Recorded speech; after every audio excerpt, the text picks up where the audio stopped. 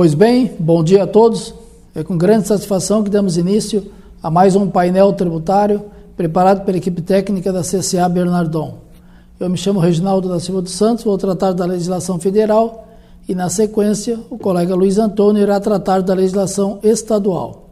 Tocante à legislação federal, o assunto que a gente traz para apresentar aos senhores no dia de hoje diz respeito às obrigações acessórias que vencem no mês de fevereiro, de cunho anual ou semestral.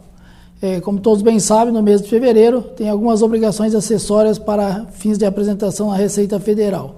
A mais comum, entre todos, é a DIRF, né? A Declaração do Imposto de Renda Retido na Fonte, e que essa é bastante debatida, onde todas aquelas pessoas físicas ou jurídicas que efetuarem pagamentos ou creditarem rendimentos com relação aos quais tenha havido retenção de imposto de renda retido na fonte e das contribuições sociais, estão obrigados, então, a entregar a DIRF do período do ano anterior. Inclusive pessoas físicas, né? Pessoas físicas aqui seriam aquelas pessoas que contratam funcionários de carteira assinada e fazem retenção na fonte. No caso, vamos supor, profissionais liberais, médico, advogado, contador, sempre que contratam uma pessoa física e faz a retenção na fonte, por óbvio, obrigatório, no ano seguinte tem que apresentar a DIRF. Então a DIRF desse ano, 2025, ano base 2024, vai ser a última DIRF a ser entregue. A partir daqui vai ser tudo via o sistema web. Depois da DIRF, né, nós temos mais 3 declarações que não são extensivas a todos os contribuintes, mas são em alguns casos especiais. A primeira delas é a DIMOB, né, a Declaração de Informações sobre Atividades Imobiliárias. A DIMOB, quem está obrigado a entregar, seriam todas aquelas pessoas jurídicas e equiparadas, né, que comercializarem imóveis ou houverem construído, loteado ou incorporado para esse fim, que realizarem a intermediação na aquisição, alienação ou aluguel de imóveis, que realizarem a sublocação de imóveis, ou que tenham sido constituídas para a construção, administração, locação ou alienação do patrimônio próprio de seus condôminos ou sócios. Então, a DIMOB seria uma declaração da atividade imobiliária, e o alerta que a gente deixa aqui é que para todos os contribuintes que têm rendimentos principalmente aquelas pessoas jurídicas que têm rendimento de compra e venda de imóveis, comercialização de imóveis que tiverem construído ou loteado, não há muito o que discutir. Mas é aquelas pessoas jurídicas que recebem uma locação de algum imóvel que está arrendado e que muitas vezes, lá no objeto da sua atividade, do contrato social, consta a locação de imóveis próprios. Então, independente da expressão dessa receita de aluguel em relação à receita total, os contribuintes sempre devem observar se, em primeiro lugar, tem receita de locação de imóveis. Tendo receita de locação de imóveis, o contrato social prevê atividades de locação de imóveis próprios do terceiro. Se prevê, está obrigado a entregar de imóvel, independentemente do valor dessa receita em relação à receita total. É o mais comum, muitas vezes, uma empresa industrial que loca um pedaço de um terreno, de um imóvel, um pavilhão, que não está sendo usado na sua atividade. Se essa receita for ínfima, mas lá no objeto constar a receita de locação, mesmo que a empresa tenha uma atividade principal, atividade industrial, por estar no objeto a locação, ela vai ter que entregar a DIMOB. Então, o alerta que fica. Por quê?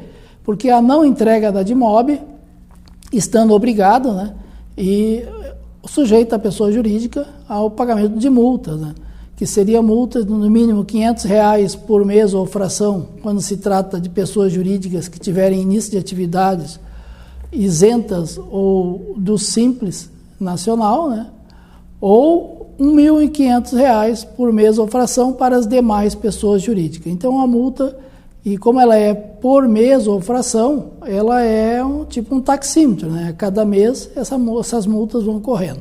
Então, a DIMOB, fica o alerta aqui, para aquelas pessoas jurídicas que têm receitas ligadas à atividade imobiliária e principalmente aquelas que têm aluguéis de bens imóveis.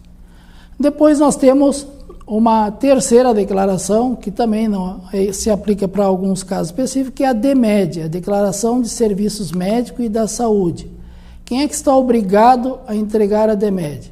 Então, são aquelas pessoas jurídicas ou equiparadas que, nos termos da legislação do imposto de renda, prestam serviço de saúde, as operadoras de planos privados de assistência à saúde, autorizado pela Agência Nacional de Saúde Suplementar, a ANS, e as demais entidades que mantenham programas de assistência à saúde ou operam contrato de prestação continuada de serviço de cobertura de custos assistenciais com a finalidade de garantir assistência à saúde por meio de assistência médica, hospitalar, odontológica, ainda que não subordinada às normas da ANS. Então, essas pessoas jurídicas que prestam serviço ligado à área de saúde, elas estão obrigadas a entregar a DMED, né?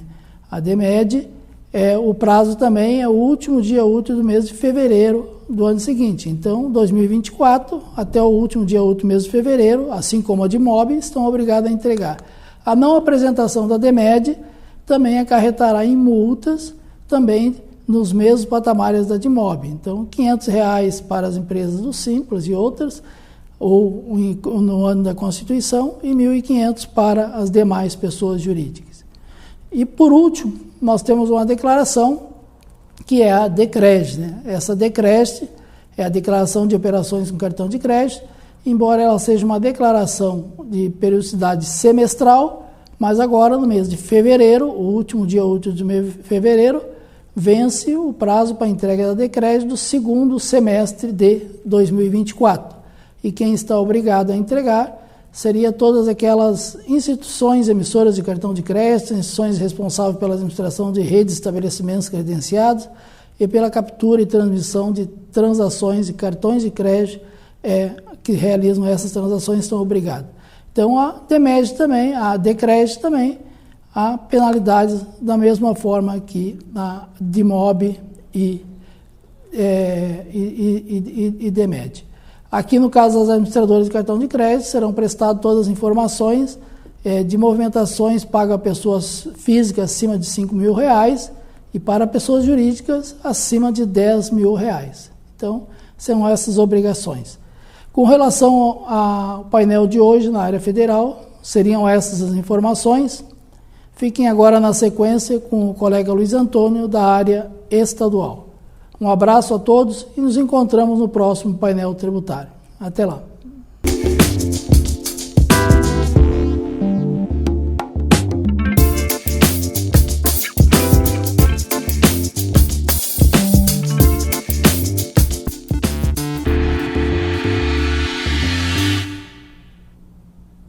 Bom dia a todos. Dando continuidade ao painel tributário da CCA, vamos comentar algumas alterações na legislação estadual do ICMS do Estado do Rio Grande do Sul, publicadas na semana passada.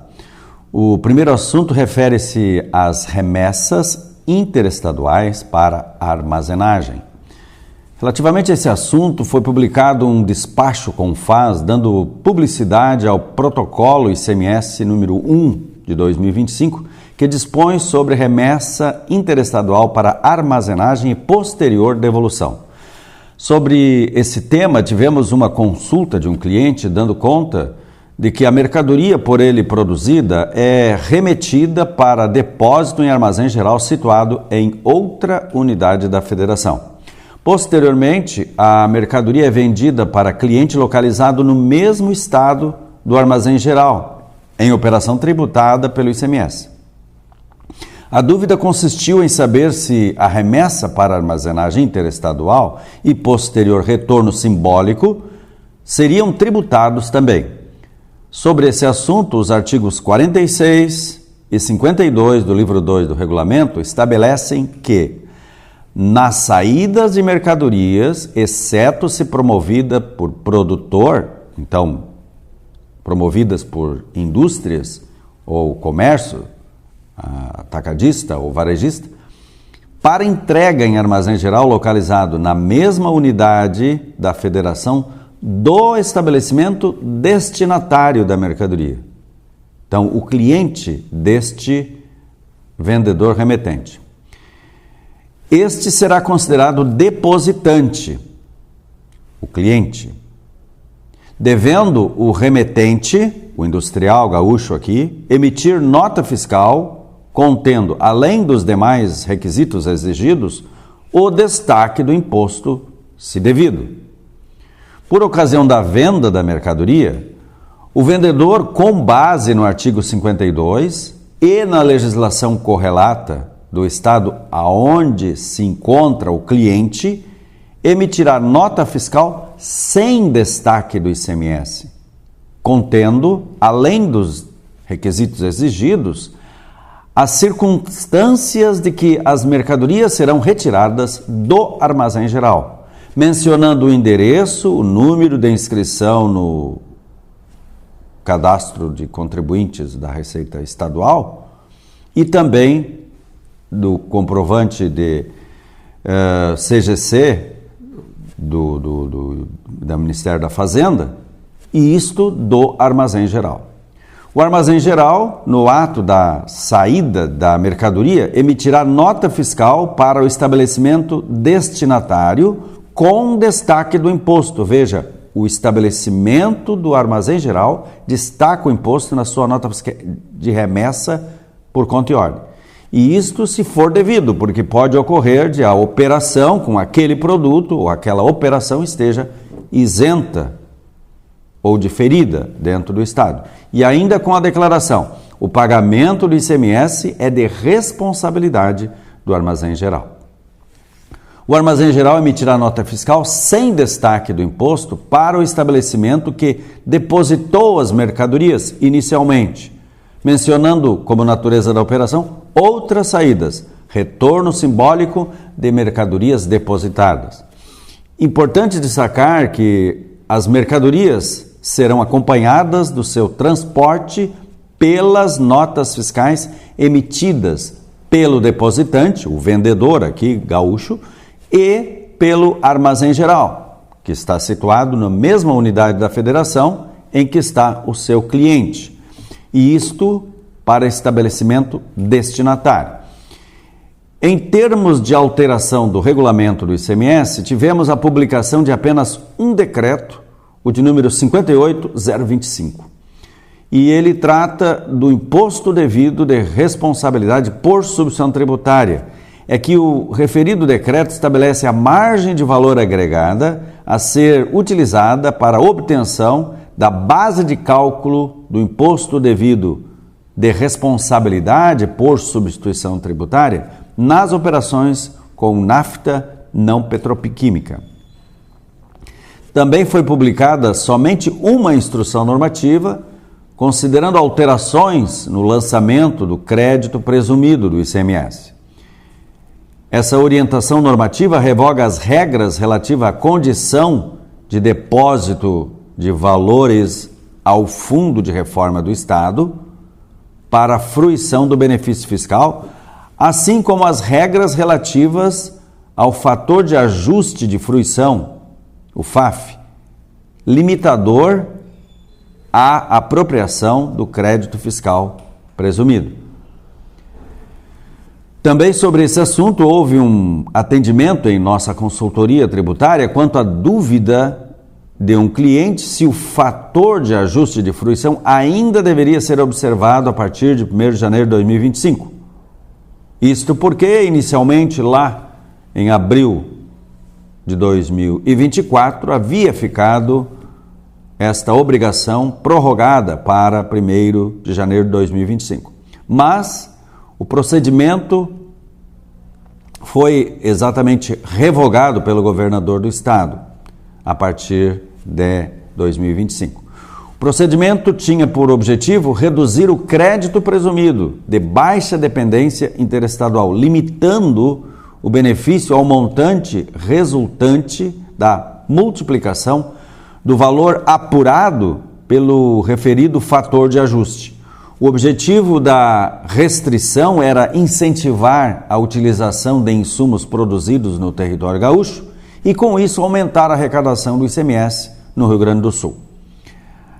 O referido fator, identificado pela sigla FAF, vigorou somente até o período de apuração de dezembro de 2024, não sendo mais exigido a partir de janeiro de 2025. Então eram estas as informações da área fiscal quanto às alterações na legislação estadual do ICMS do Estado do Rio Grande do Sul que gostaríamos de transmitir aos senhores. Um bom dia, uma ótima semana a todos e até o próximo painel tributário da CCA.